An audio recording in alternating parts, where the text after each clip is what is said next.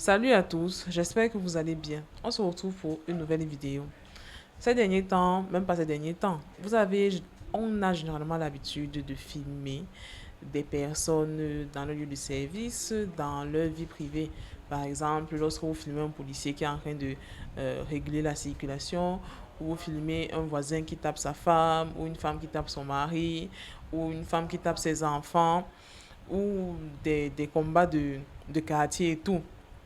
Mais est-ce qu'on sait exactement ce que nous faisons en prenant en photo ces personnes?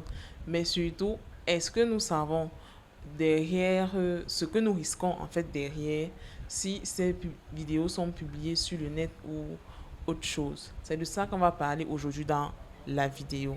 Il est réellement de coutume pour les populations de prendre des prises de vue de certaines personnes et parfois, ces prises de vue ou ces vidéos sont utilisées à bon escient ou à des mauvaises fins, tout simplement.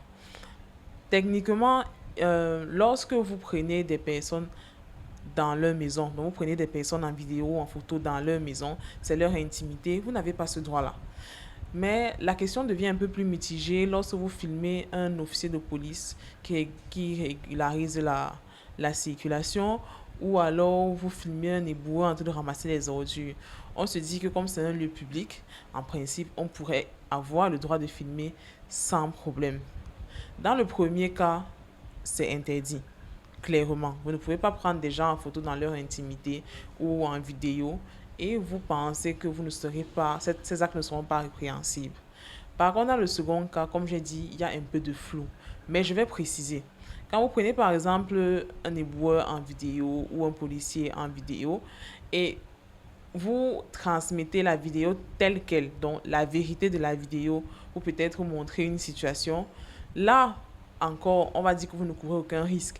Mais si la vidéo, par exemple, c'est pour dénigrer la personne, là, ça crée problème parce que c'est une atteinte à son image. Dans le cas où même ces vidéos que vous prenez portent atteinte aux personnes actrices dans vos vidéos, vous en serez responsable.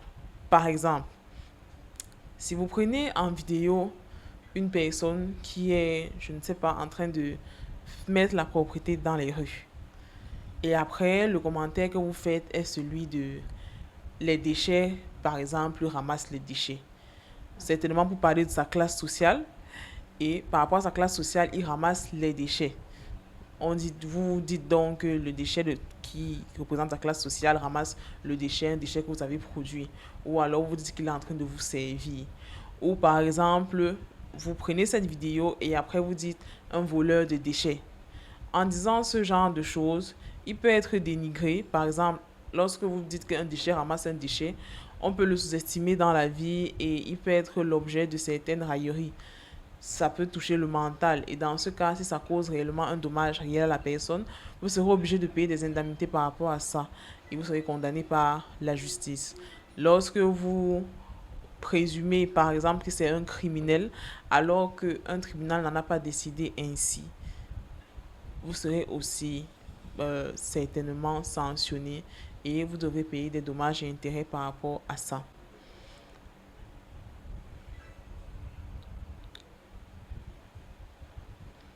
Sachez que les prises de vue ou les prises de vidéo de, des personnes en général, il est toujours bon de demander leur permission, de partager la vidéo si vous voulez la partager telle qu'elle, avec la réalité des faits, sans aggraver ni réduire quelque chose.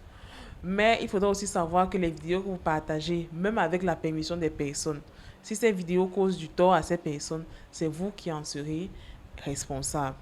Donc votre téléphone est une arme qui, lorsqu'elle est utilisée, est sanctionnée par la loi.